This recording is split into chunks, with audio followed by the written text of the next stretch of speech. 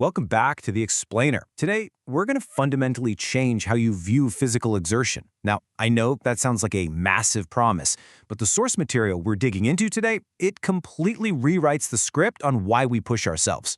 It's not just about hitting the gym. It's about this concept called voluntary hardship and how it literally acts as a shield against the absolute chaos of the world. So, think about it. Why do we put ourselves through pain?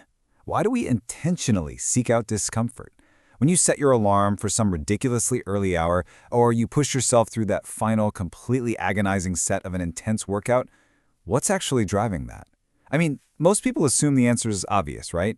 But our source material is about to seriously challenge those exact assumptions. Let's jump right into Section 1, Redefining Physical Hardship.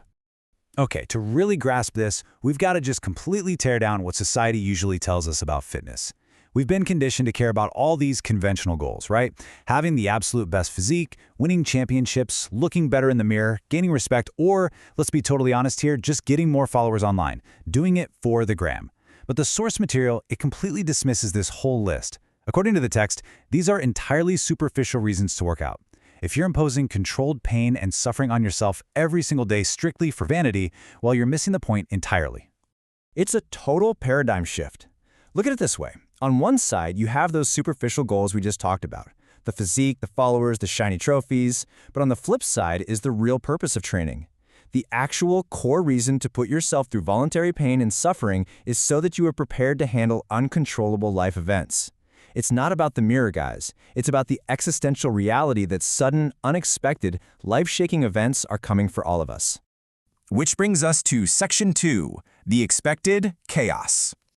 Here's the core, unavoidable problem every single one of us faces. It's this cascading negative domino effect. Let's walk through it. Step 1. An external stimulus occurs. Something happens that is just entirely out of your control. Step 2. That circumstance immediately impacts your outlook. It shakes you up, completely alters how you see the world in that very moment. Step 3. Because your outlook is impacted, it actually changes your behavior. And finally, Step 4. Your altered behavior ultimately dictates your decisions. Just like that, boom, the dominoes have fallen.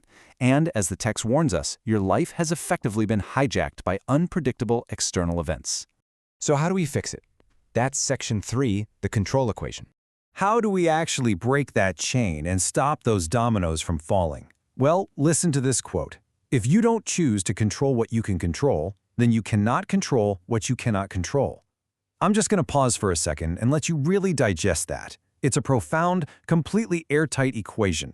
Basically, if you don't actively take ownership of the things within your power to choose, like say your daily physical habits and the hardship you willingly take on, you're going to have zero ability to withstand the forces in life that you cannot control.